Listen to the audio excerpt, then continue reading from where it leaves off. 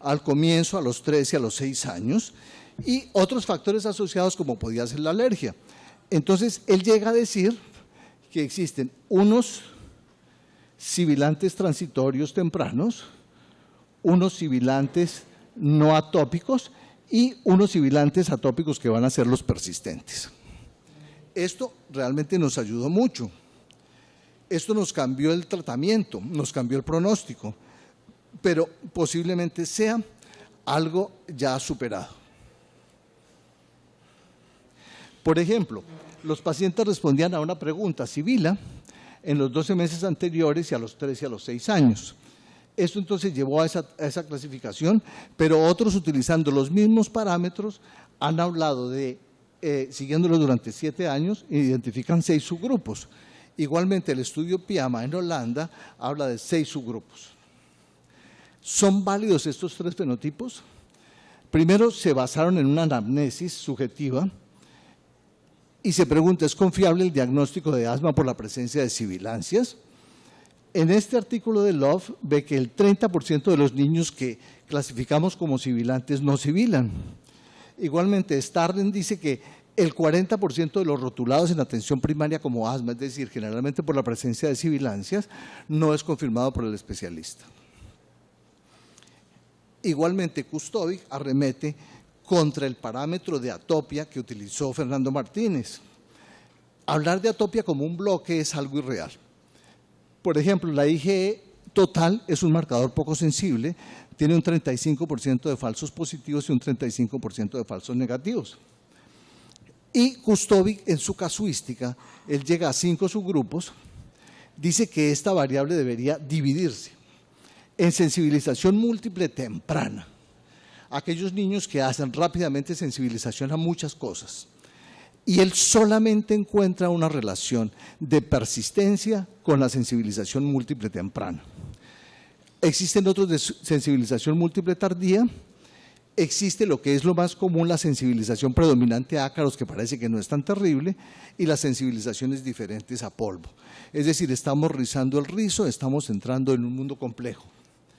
Entonces, la presencia de asma fue altamente significativa en los de sensibilización múltiple temprana. Los de este grupo fueron los que tuvieron más pobre función pulmonar y marcado riesgo de asma severa, pero en este grupo solamente quedó 1/3 de los atópicos.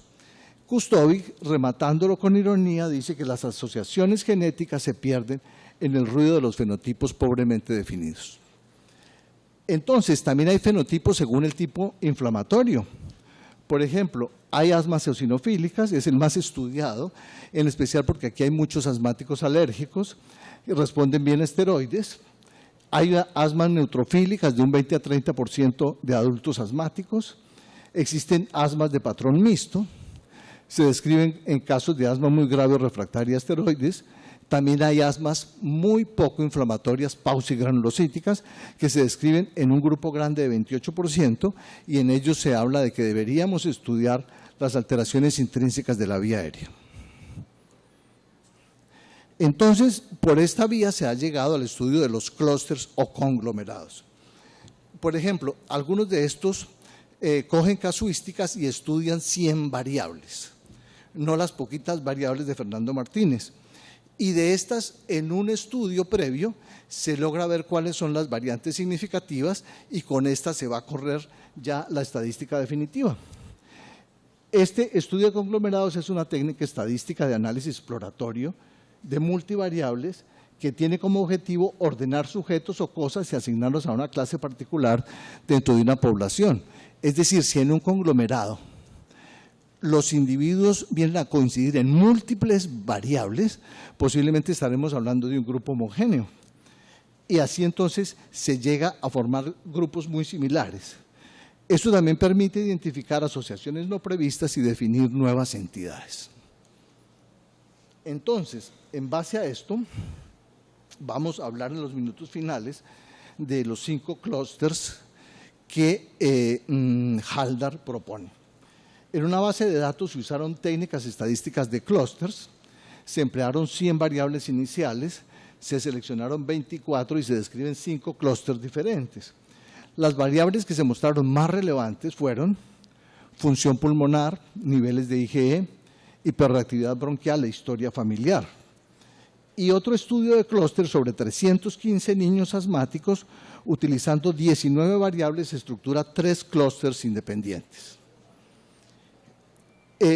Haldar ha hecho ante todo su contribución en los fenotipos en el adulto.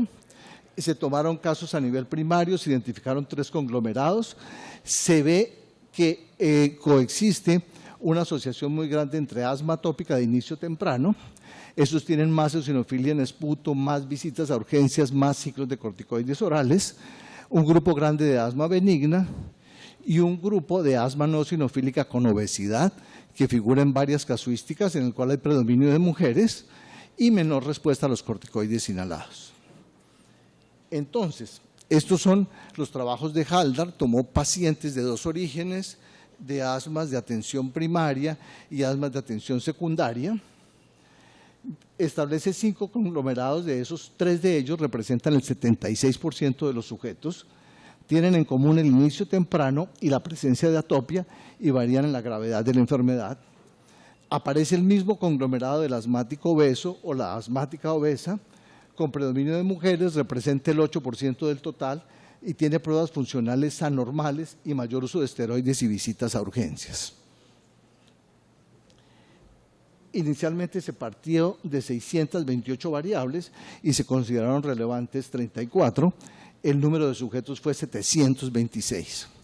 De esos 110 individuos fueron del clúster 1, son atopias de comienzo temprano, función pulmonar normal y que requieren pocos, generalmente 2 medicamentos controladores.